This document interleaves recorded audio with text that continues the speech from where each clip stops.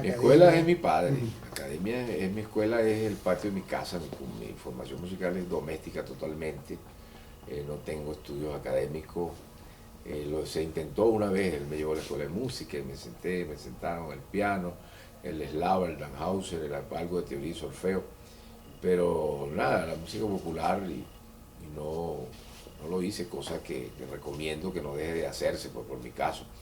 Y bueno, como dice uno de Guataca, puro oído y el cifrado lo domino bastante bien, pero normalmente soy músico de oído, músico de Ujú. Guataca. Innato. Sí. Ahora, ¿dónde tocas por primera vez? Bueno, por supuesto, en mi casa, en el Ajá, colegio, pero sí ya cuando... en los actos del colegio ya pues me ponen ya como más o menos como tenía el 4 que hacía la armonía como una especie de líder. Claro, y también el 4 me enseñó otros instrumentos, el 4 me enseñó la bandola, me enseñó la bandolina, me enseñó la... Mi papá me dio las primeras nociones de la guitarra, pero en los demás instrumentos me enseñó el 4, para no decir que soy autodidacta, no, me enseñó el 4. Ujú. Me enseñó el 3, me enseñó las bandolas, todas las bandolas, las mandolinas, y, y bueno, el bajo también. Entonces, aparte del 4, que es mi instrumento natural, toco esos otros instrumentos de cuerda. Tengo entendido que comenzaste como acompañante en un programa de radio. Había un programa de radio de infantil, de concurso, donde me llevaba mi hermana Teresa, y ahí me ponía a acompañar a los otros concursantes.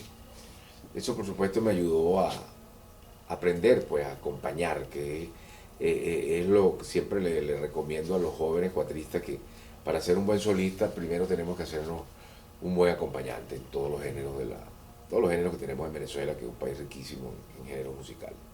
Ok. Previo a eso, pues, estuviste también en un grupo de salsa. ¿Cómo no? Eso Exacto. ya, Juventud Rítmica. sí, Cuéntame esa sí. experiencia. Juventud Rítmica, ahora compadre Raúl Mora, fue cantante de la Villa Caracas Boy. Había mucha musicalidad en mi barrio, además de se reunían en mi casa, entre ellos el padre de Raúl, habían otros los hermanos Pantoja, habían otros el Negro Tilly, otros grupos, pero en mi casa era como una embajada de músicos de Ciudad Bolívar y de muchas partes de Venezuela que llegaban. Y también en el barrio pues había un grupo de salsa. Y entonces me invitaron una vez, pidieron permiso a mi papá, contaba yo con 14 años, y me llevaron a tocar la guitarra eléctrica, a montunear, como se llama, hacer el montuno, que es lo que hace el Papo Lucas con la salsa, lo que nos gusta la salsa, hacerlo con la guitarra, que eso fue uno de los primeros que hicieron esa propuesta en Venezuela fue Nerio Franco con el grupo Los Blancos de Maracaibo. Y fue también uno de los grandes aportes a la idea del grupo Guaco, el maestro Nerio Franco, gran cuatrista y gran juglar eh, maravino del Zulia. Ok. También estuviste en la orquesta Angostura, dirigida por Juanito Arteta. Juanito Arteta, la trompeta de oro de América, allí era cuatrista y era el bajista suplente, porque me sabía los valses, mi papá se ocupó que me aprendiera los valses. Ciudad Bolívar ha sido un gran emporio muy prolífico en valses, Lauro, Telmo Almada, José Antonio Ramírez, Félix Mejía, muchos compositores y el vals es el género venezolano que más nos enseña por su riqueza musical, melódica, armónica, 3, 4 partes de los valses. Y Ciudad Bolívar, que todavía es algo, un trabajo que Dios mediante me dé tiempo ocuparme de que se edite, aunque sea en una grabación doméstica, todo el trabajo que está allí sin editar en Bolívar. A los 13 años ganas, como decís, tu primer festival. Sí, se hace, el Ministerio de Educación tenía un departamento que se llama Educación de Adultos y que antes era Educación y Cultura, estaban fusionados. Hicieron un festival y bueno, fui al concurso, Festival Nacional de Cuatro. Festival Nacional de Cuatro con Proto López, quedamos empatados y representamos al Estado, o sea, primero una escogencia allá en Ciudad Bolívar y representamos al Estado y ganamos el primer lugar también. Y es la primera vez que participo en un concurso y con mi compañero Proto López lo ganamos, pues. Entonces, yo creo que fue la única vez que me metí en un concurso. Pero después los otros tenía el peligro de que perdiera, entonces, Miedoso. prudente. Claro, sí. Bueno, yo comienzo a dar clases con mi papá, yo aprendo, mientras aprendía, Aprendí enseñando. Mi papá me llevaba a sus alumnos, que él tenía de 4 guitarras, y en lo que estaba más avanzado él lo ponía a hacer los ejercicios conmigo. Entonces yo agarré esa didáctica que tenía él, pues, tanto con el 4 como con la guitarra, y ya tenía conocimiento algo de la mandolina, y con mi Mina Rodríguez Lezama en la Casa de la Cultura Carlos Raúl Villanueva de Ciudad Bolívar tuve la cátedra de 4 guitarras y mandolina, que después también lo pasamos a los espacios del Museo Soto, que ya se inaugura en esos años. Y entonces, bueno, fue una experiencia. Yo estaba muy joven, ya tenía 15, 16, 17 años, y tuve muchos alumnos. Entonces, como te digo, ya el que me enseñó a tocar y a enseñar de alguna manera fue mi padre. Exacto. Ahora, fundas también la estudiantina Carlos Raúl Villanueva en el 77, que pasa a llamarse la cuerda de Carmito, ¿cómo no? Ujú. Una estudiantina que no era esa, la estudiantina que tenía 3 voces y aquello, tú sabes, Esa es la típica. era un conjunto de música criolla, vamos a llamarlo así, donde había libertad, donde nos intercambiábamos las voces con las mandolinas, 4 guitarras, bajo y voces. Era un grupo muy, ¿cómo te digo? Algo así como lo que, por ejemplo, hacíamos todos los géneros, hacíamos valse, hacíamos joropo, hacíamos aguinaldo, hacíamos guasa, hacíamos calixo, o sea, todos más o menos los géneros que se hacían en nuestro estado. Y luego, en reconocimiento a Carmito Gamboa, padre de Hernán Gamboa, se le pone el nombre de la cuerda de Carmito, una con doble connotación, la cuerda desde el punto de vista de los cordófonos, y la cuerda por la cuerdita aquella, tú sabes, del grupo. Entonces, Sí, como le decían a los grupos, esa cuerdita. de la cuerdita esa. Entonces, bueno, entonces ahí se hace ese reconocimiento a Carmito, y la estudiantina se convierte en la cuerda de Carmito. De ahí se produce algún material discográfico. Como no, se hacen 3 discos, se hacen 2 netamente de música guayanesa, y hicimos uno para la gente del Delta, donde grabaron un disco que se llama Valores Deltanos, donde los arreglos, todo lo hicimos la cuerda de Carmito, donde estaba la familia del Moral, entre ellas destacó mucho Berenice del Moral, y era una gran familia musical, con mujeres que cantaban bellísimo, y eso fue otro trabajo que hizo la cuerda de Carmito. Y yo me vengo a Caracas a finales del 83, 84 exactamente. Ahí me vengo a Caracas, y bueno, a hacer muchas cosas, ¿no? Eso fue un cambio importantísimo.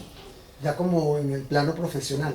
Ya en el plano profesional, sí. Bueno, ya nosotros éramos profesionales, ya, si se quiere, que si vivir de la música significa eso. Ya en Ciudad Bolívar, con la cuerda de Carmito, ya trabajamos profesionalmente. Hicimos grupo de arpa, 4 y maraca, siempre con la bandola y la mandolina presente. Tocamos en muchos sitios. Mi madre nos compró el equipo de sonido. Teníamos nuestro equipo de sonido y tocábamos de noche en muchos lugares, en balnearios, en tascas, en cervecerías, en los sitios campestres de la carretera. Y eso lo hacíamos en paralelo. Vamos a decir que eso era algo como más farandulero, pero siempre haciendo el trabajo más serio, más cultural, si se quiere, más de investigación, y con la cuerda de Carmito.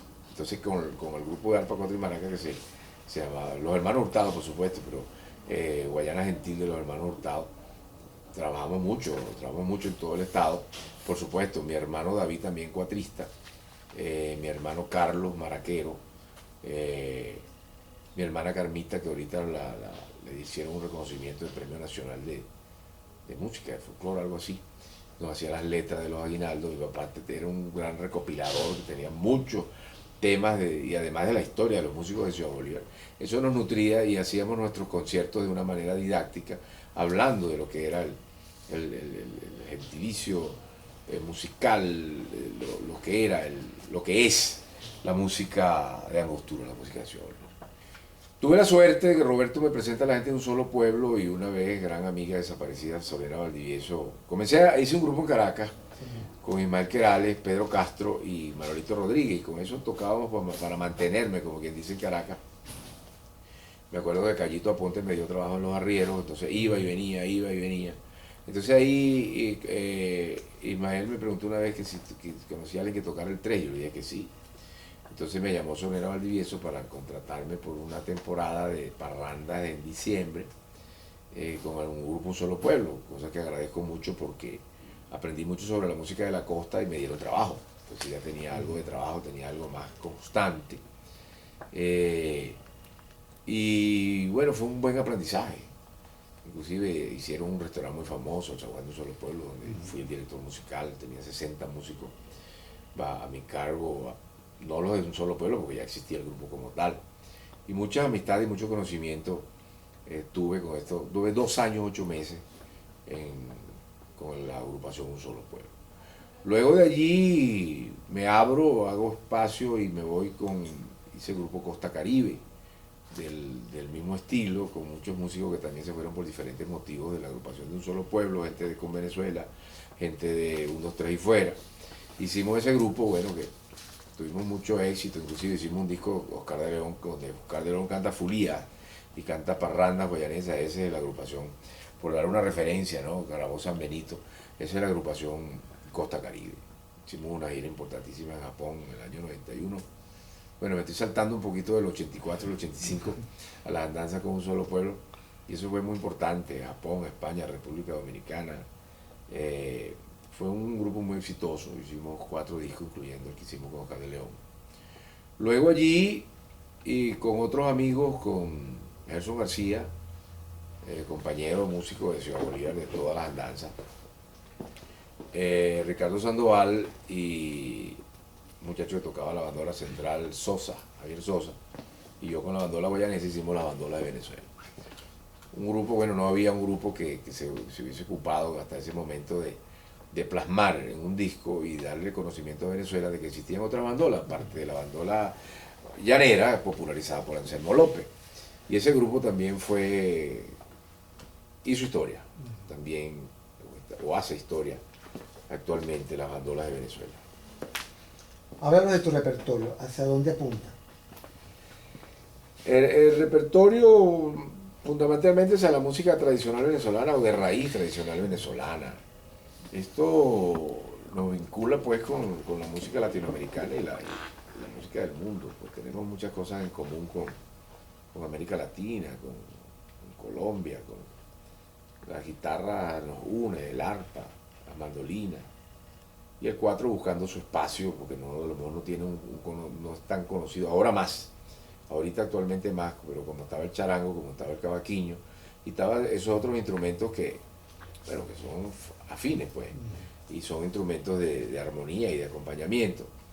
Y el repertorio, mira, va desde un vals guayanés, un aguinaldo, una parranda, una fulía, un bambuco, un joropo, un estribillo, yo creo que todos los géneros venezolanos, y de allí el bolero, la salsa, todo lo que nos une. Acuérdate que somos un país con una ubicación privilegiada, somos andinos, somos Caribe, yo siempre digo que tenemos que agradecerle a estos portugueses, españoles, holandeses que nos trajeron a América Latina, a la raza morena, y eso se une con la guitarra, ese legado de España, y eso con la parte étnica que tenemos, entonces hace ese mestizaje divino de esa cantidad de ritmos que tenemos.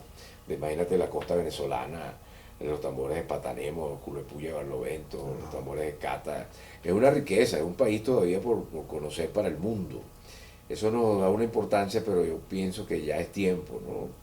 Ya los puertorriqueños vistieron la bomba y la plena con orquestas y así igualito como algo hizo Alberto Naranjo, que hay que reconocerlo. Bueno, yo logré hacer con Alberto vestir los calixtos del Callao. Cuando digo vestirlos, sí, Alberto del Trabuco, Alberto que conoce el idioma del Big Bang de una manera maravillosa. Logramos hacer un trabajo, le cargué unos arreglos para los calixtos más representativos del Callao, y ahí están vestidos y que pierda su esencia, así que el tambor, los bumbac y los tambores de calixto, el 4 pierdan la esencia, pues tú le quitas esa orquesta y ahí está el calixto puro, que es lo que se trata, agarrar la música como es y vestirla sin que pierda ese sabor, en todos los géneros venezolanos. Sí, la esencia. En todos los géneros venezolanos, exactamente. Sí, bueno, el 4 es una afinación exótica para el resto del mundo que resuelven un grave tan tan tin ton, cambur pintón, eso es algo extrañísimo, porque normalmente los instrumentos, los otros que nombraste, resuelven en una nota aguda, como la bandolina, sol, re, la, mi. Las bandolas también son re, la, mi, o la, re, la, mi. El bajo, mi. Bueno, estoy hablando en forma descendente, ¿no? El bajo también tiene sol, la, re, sol. Y bueno, nada, no se me hizo difícil, pues como te digo, el mejor maestro siempre recomiendo el 4 antes de ponerle... esa observación me la dijo un amigo en una planificación cuando estábamos haciendo los métodos para la idea del alma llanera que tiene el sistema. Él se dio cuenta de que cuando un muchacho llegaba al sistema y tenía conocimiento del 4 se le hacía más fácil la comunicación, el conocimiento con la armonía. Y yo le dije, ¿cuántos años tiene la fundación de orquesta? En ese momento estaba cumpliendo 40 años. Me dice, 40 años. Y ahora que se vienen a dar cuenta de eso, de lo importante que es el 4. Y entonces, lo que es importantísimo. Sí, llega un momento que se le quitan 4 furrucos y cosas que, bueno, los resultados son maravillosos, ¿no? Pues, o sea, Antonio llega y les da fagó contra fagó, chelos, tubas, toda esta cantidad de cosas que, bueno, ahora están dando un resultado. Pero ahí se detiene también un poco lo prolífico, como venía pues la música tradicional venezolana. Pero no se detiene. Y una de las cosas que mantiene la música tradicional venezolana no son los medios de comunicación, ni son los ministerios, ni los ministros, ni los gobiernos que han administrado el Estado en algún momento. Son las fiestas patronales, la fiesta, es San José, Sí, la autóctona. es San José, es San Juan, es la Virgen del Valle, es la Chinita, porque eso tiene una convocatoria natural, que eso no necesita prensa, ni radio, ni nada de eso. La gente sabe que viene la Chinita, la gente viene que el 24 de junio viene San Juan. Entonces eso es lo que ha mantenido vivo las tradiciones y por ende la música tradicional venezolana. Yo no sé si a alguien se les son reacciones que uno tiene cuando tiene estas entrevistas tan importantes. Y definitivamente son esas fiestas a los santos patronos, los que mantienen... Se venden solas. Sí, eso ya tiene una convocatoria natural, el Carmen en el Callao, el Carnaval, y entonces eso es así. San José, el 19 de marzo para un baile me invitaron. Eso es un decreto, esa letra de ¿cómo se llama? De Nia Perdomo. Entonces eso es lo que mantiene vivo las tradiciones. Entonces no ha podido ninguna otra circunstancia acabar ni de alguna manera tapar eso. Eso es lo que sin duda alguna mantiene las tradiciones vivas en este país, la forma de tocar 4 diferentes, los chimbangles, San Benito, y eso bueno, para que tú veas, se le debe a esa parte, ¿cuál es la palabra? De Sí, las deidades, fiestas autóctonas, fiestas litúrgicas, sí, no sé cómo sí, podemos exacto, llamar. El Rufío, en esas reuniones del 82, después que regresó de la Unión Soviética, Esperanza Márquez nos invita a una feria del libro, tanto en Colombia como en Ecuador. Ya yo conocí a Cristóbal Soto, hijo del maestro Soto, que había hecho el grupo Los Anaucos, con Miguel Delgado Esteves, Hernán Gamboa, en una época, en el 4, que en otra estuvo Roberto Tó, y Pedro Naranjo. Y entonces Cristóbal se viene a hacer música venezolana, un mandolinista que nos cambió la mentalidad de los mandolinistas en Venezuela, sin duda alguna, acompañando a Lilia, a Cecilia, a Morela Muñoz, a Simón, a María Teresa y Cristóbal. Y ya nos conocíamos. Yo era más o menos un poco tímido cuando llegaba a Caracas, y si no me brindaban el 4 yo no me atrevía a agarrar el 4. Y entonces en ese mismo año 82, después que regresamos a la Unión Soviética con Esperanza, nos vamos a Colombia. Hacemos un trío donde está Lorenzo Camejo, Cristóbal Soto y yo, en el Hotel Dan en Colombia, no me acuerdo los números de las calles, estamos tocando, éramos compañeros, compartíamos la habitación Cristóbal Soto y yo, y comenzó a tocar unos valses, y yo comencé a acompañarlo, y entonces él me dice, Cheo, ¿no te gustaría que me propuso que hiciéramos un grupo? Ahí sale la idea de Rufío, que no teníamos ni siquiera la idea de que cómo se iba a llamar. Okay. Eso fue en Colombia, en el año 82, a mediados del año 82 o a finales. Ahí viene la idea, y él me habla de que había un flautista amigo de él que se estaba graduando en el Royal College en Londres, era Luis Julio Toro. Entonces yo comencé a venirme a Caracas, antes de radicarme en el 84, yo me comencé a venir a hacer el Gurufío. Ese es el motivo por el cual yo comienzo a venirme a Caracas, me vengo con mi familia, ahí que un solo pueblo me da trabajo, y ahí es que comienzo a ganar mi espacio, a buscar mi espacio en Caracas, con mucha gente que me apoyaron haciendo cuñas de radio, de programas de televisión, Chuchito Sanoja, Vinicio Ludoví, Ali Agüero, personas que me llamaban para grabar comerciales. Eso me ayudó mucho a mantenerme, pues económicamente había mucho trabajo. Cristóbal en ese entonces tenía el Cañón Contigo, un grupo de música cañonera importantísimo. Entonces ahí comienza el Gurrufío. ¿Qué pasa con el Gurrufío? Cuando llega Luis Julio comenzamos a tocarla, a hacer la música tradicional venezolana muy libre, como la hacemos en nuestra casa, como la hacemos en tu cumpleaños, en una fiesta. Y yo creo que una de la frescura del Gurrufío que hacíamos en esas fiestas domésticas, en esas reuniones domésticas, es lo que llevamos al escenario. Okay. Con una estructura, no nada así tieso, que Luis Julio hacía unos mapas con una estructura, nos vemos al final. Y entonces tocábamos aquello con mucha libertad. Primero estuvo Raymond Seis en la guitarra, después llegó Alejandro Rodríguez con el bajo, luego Alejandro sale y entra Jesús González con el bajo, luego eso se va, entra David Peña, actual bajista del Gurrufío. Y así, Gurrufío ha tenido muchas épocas. Entonces, y hicimos música latinoamericana, grabamos música de Argentina, curazoleña, mexicana, brasilera, un disco, eso fue un encargo que nos hizo aquella filial de PDVSA que estaba en Curazao. Allí eso tenía su nombre, no me acuerdo.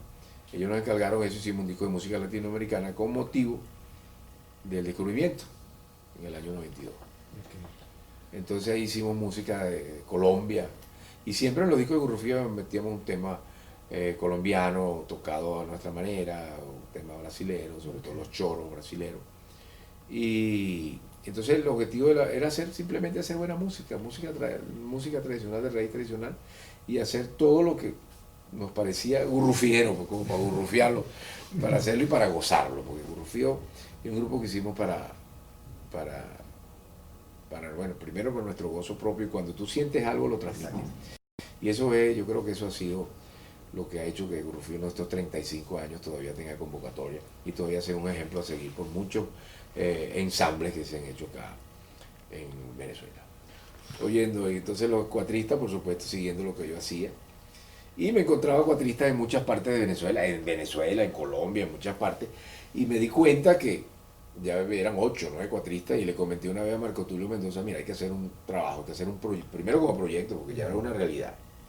Hay muchos cuatristas y tenemos que crear una plataforma y hacer en el contenido sembrar los árboles, sembrar la madera para los instrumentos, llevarlo a la escuela, a la primaria, secundaria, a nivel universitario, o sea, todo sí, más allá de la claro, sonora. ¿Sí, no? Exactamente.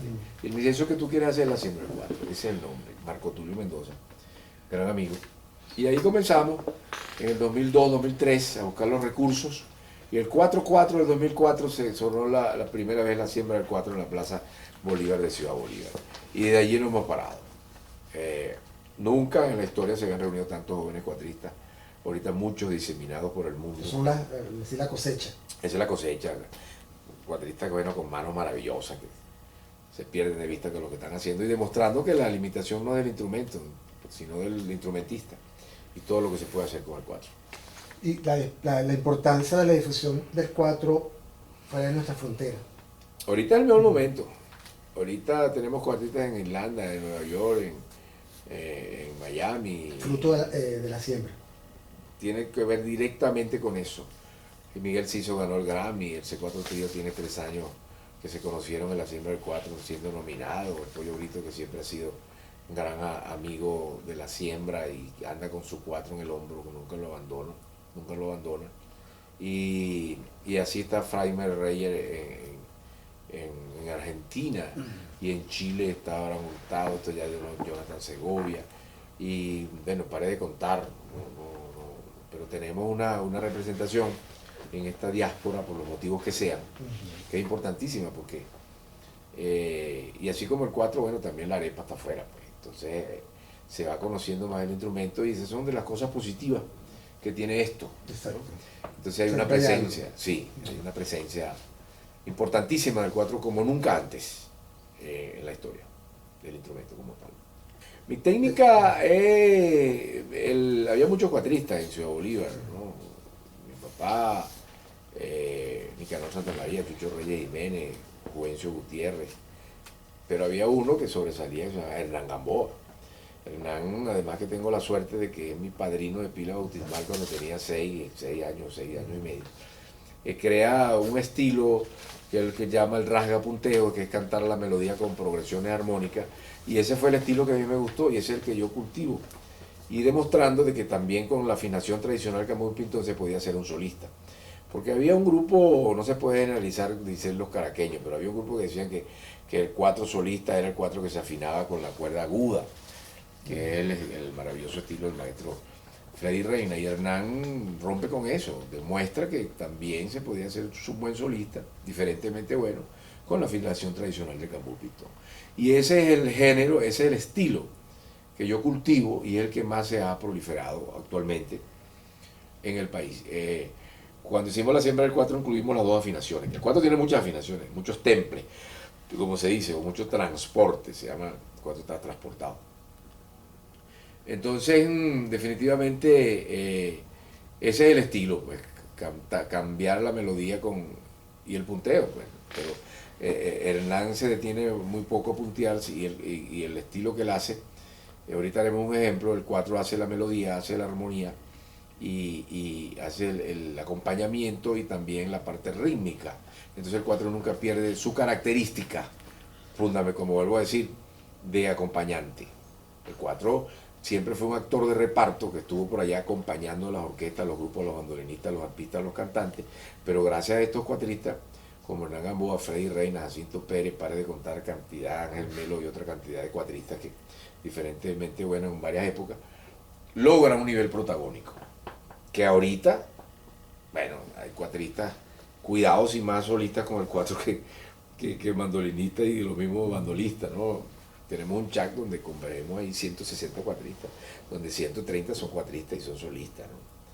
Y así también ahorita existe el grupo de mandolina que se llama Bandolín Morocho de Cruzquinal, y de ahorita se creó la Funda Mandolina, que están haciendo un trabajo importantísimo que se llama Venezuela Tierra de Joropos, porque no tenemos un solo joropo. Tenemos el tuyero, el central, la bandola, tenemos el llanero, tenemos el guayanés, tenemos el oriental, hasta se habla de un joropo andino, el jorconeado por ahí de Carabobo, entonces, y los golpes larenses. Entonces Venezuela es tierra de joropos. Sí, una curiosidad, ¿de dónde sale eso de Camus Pintón? Bueno, eso es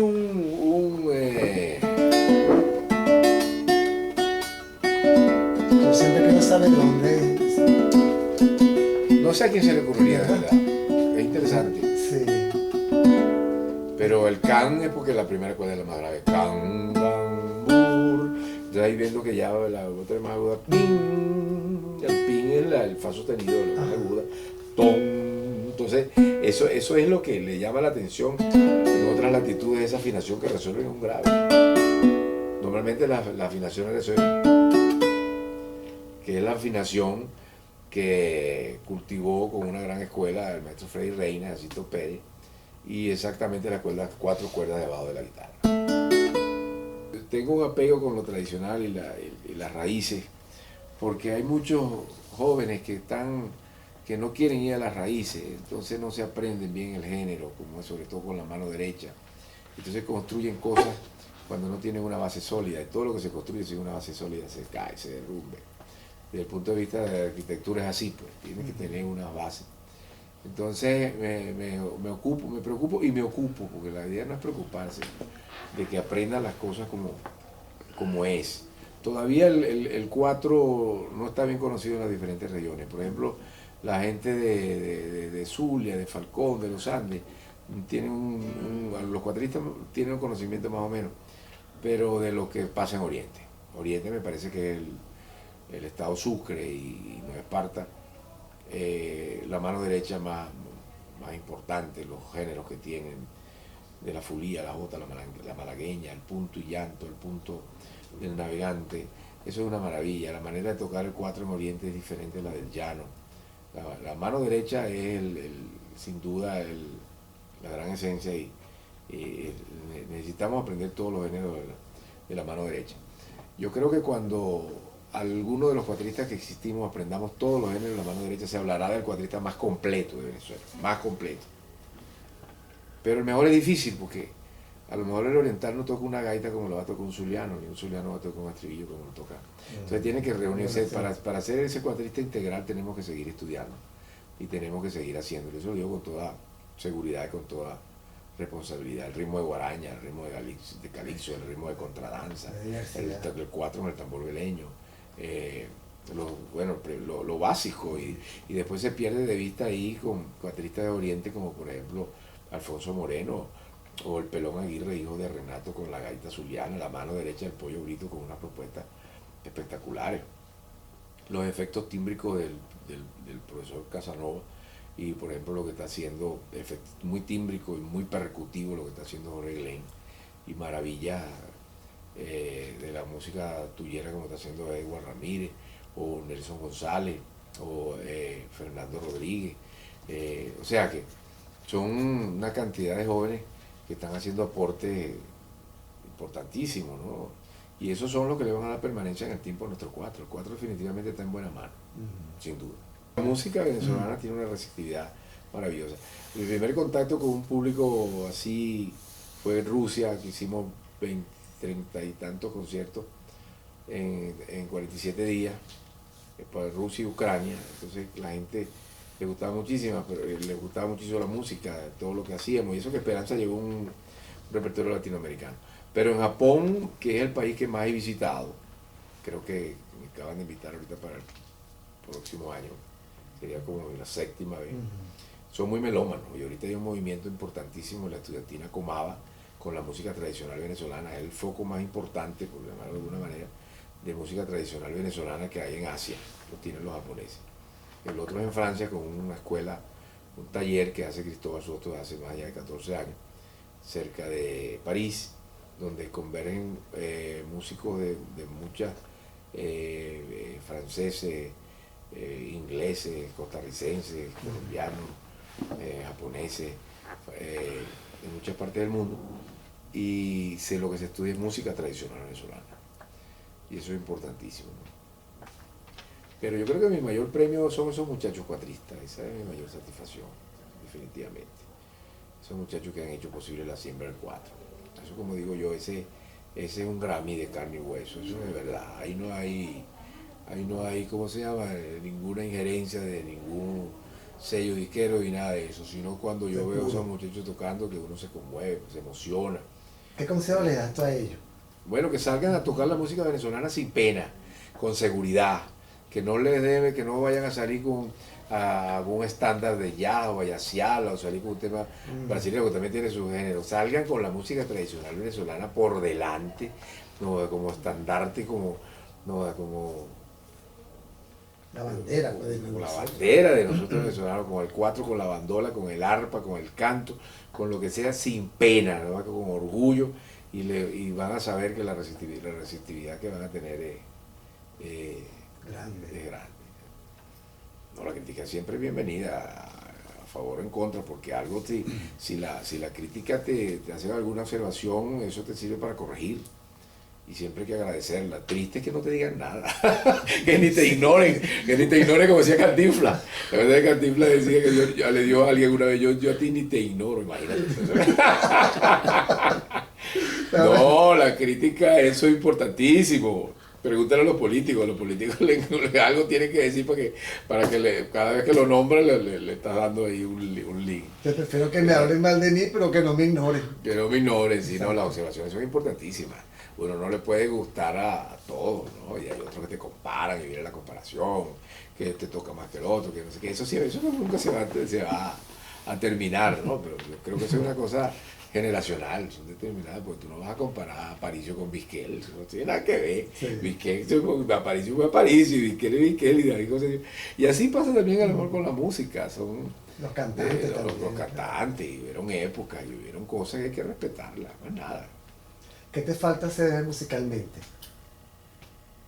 Bueno, chicos, yo creo que llevar el 4 a, a todos los niveles de la educación, a las universidades y que el 4 esté en todos los hogares venezolanos. Porque cada vez que un niño tiene un 4 o una tabla de ajedrez o un balón o una guitarra es un hombre armado menos. Y eso es pues el 4, la música es un sinónimo de paz. Y de verdad quisiera alguna vez que en el pensum es la palabra, o en la música tradicional venezolana, hay que se le dé su espacio en los atriles del sistema. Exacto. No es que va a ser otro sistema, es en el mismo sistema, simplemente que en ese mismo atril, es donde pones a Chopin y pones a Beethoven, aquí vas a poner la música de Lauro, de Rafael González, de Torrealba, ¿cómo se llama? De Cachunchú, Luis Mariano, de Henry Martínez, de Ilan, y de la salsa venezolana y de los boleros venezolanos y de todos los géneros venezolanos que tenemos, en ese mismo espacio, en ese mismo atril, en ese mismo sistema que se hizo con dinero del país. Pero el sistema apunta más hacia la otra música. Bueno, siempre, pero ahorita hubo una apertura muy grande con lo del alma llanera. Entonces eso es bienvenido, nunca es tarde. Yo siempre fui un crítico de eso, ¿no? Pero por fin se le ha dado más su espacio, como se lo merece totalmente. Eso debe ser un decreto, chicos. Si este sistema es hecho por el Estado y por los reales aquí, ahí sí hay que ser, como usted dice, dictador. Yo lo hiciera, aquí tiene que estar, claro, porque es tu música, es tu identidad. Y alrededor de la música está todo. Ahí está la gastronomía, está tu manera de hablar, de tú decir, la poesía, la música es lo más cercano con la poesía, van juntos. Y definitivamente debería pues de ser así, y lo será en algún momento. ¿Ha cambiado mucho de 4? ¿Cómo no? Bueno, tengo mi consentido, que no es tengo uno del 93, que es Eliseo Ordóñez, un 4, una maravilla. Este me lo hizo un francés, pero este lo hizo un francés copiándose o viendo los modelos venezolanos que le dio Cristóbal. Le llevó un Aldana, le llevó un Navarro, le llevó un Edgar Ramírez, y entonces el francés, que había hecho, tenía una noción, comenzó a hacer estos instrumentos con madera muy buena y un gran instrumento. Sí, oye, en un concierto no se te ha roto una cuerda. ¿Cómo no? Sí. Mira, hay algo que se lo voy a contar a ustedes que me pasó a mí en Puerto Rico. Yo estoy tocando un pajarillo. Y aquello va.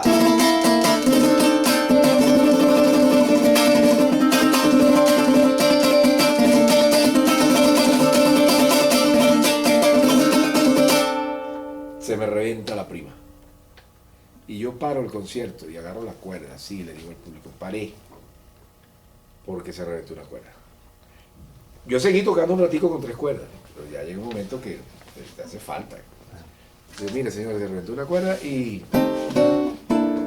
pero la parte de esto es la parte... Cuando yo me bajé pero así mismo que lo digas en la entrevista, porque esto es verdad. Cuando yo me bajé de la tarima, la cuerda estaba puesta. Y hay una foto donde el 4 está sin la cuerda. Cuando yo me bajo, bueno, eso lo digo con toda responsabilidad. Y hay testigos. Bueno. Con ese 4 Ordóñez, con ese Eliseo Ordóñez. ¿Qué tal? Digo, pero mira. Sí, está la cuerda. Sí. A no ser que, no sé, pero que me hayan vacilado, pero en qué momento le iban a poner, quién le dio la cuerda. Sí. Enseguida estaba la cuerda ahí y dijo, pero ustedes vieron, eso me pasó. Imagínate. Bueno, no te puedes ir, que está gente mandándome la chuletica. Un popurricito ahí de diferentes estilos del país, de lo que más o menos, para tener grabar esa... Mira, un poquito de calizo.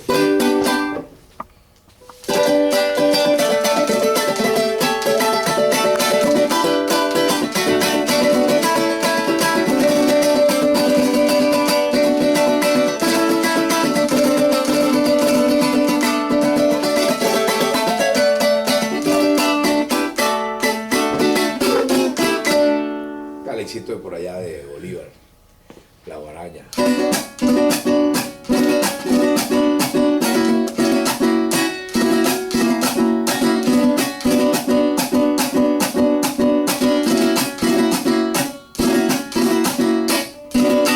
Eso. La cultura popular tiene amigos a montones. Esos son la riqueza que tenemos en la mano derecha, ¿no? La contradanza zuliana.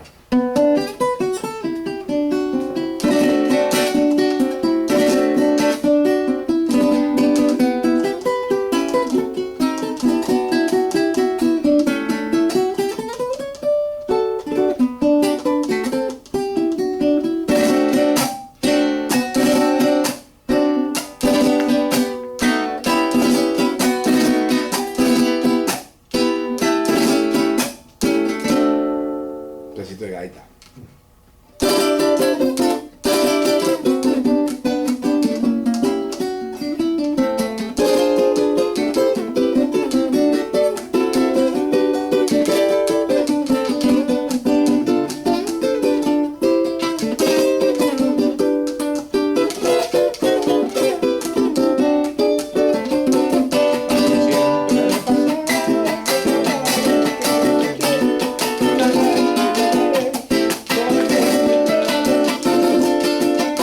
Tenemos un pedacito de gaita, tenemos la jota.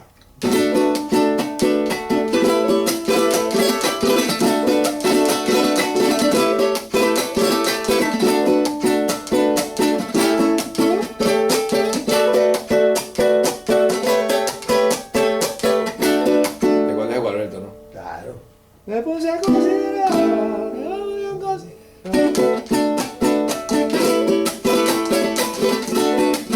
Un merengue.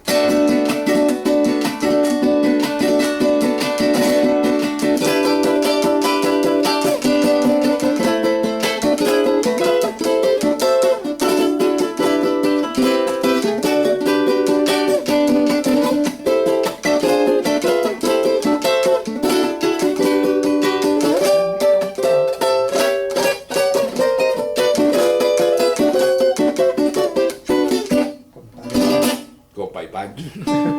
Y el bolerito, una primicia ahí de eso que está haciendo ahorita.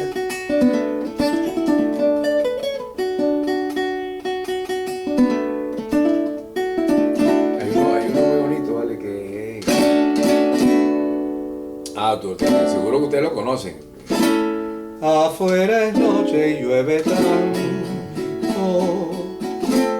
quédate siempre me dijiste. Hoy tu mirada es como un manto tibio de amistad. Tu copa es esta y la llenaste. Bebamos juntos, viejo amigo, dijiste cuando levantaste tu fina copa de champán. La historia vuelve a repetirse. Por ejemplo, por la vuelta. Hasta canto, pues. Qué bueno, pero Cheo, muchísimas gracias pues, por tu tiempo. Vale, no, gracias a ustedes. Qué bueno, está este Sí. legado pues, que está dejando para la futura generación.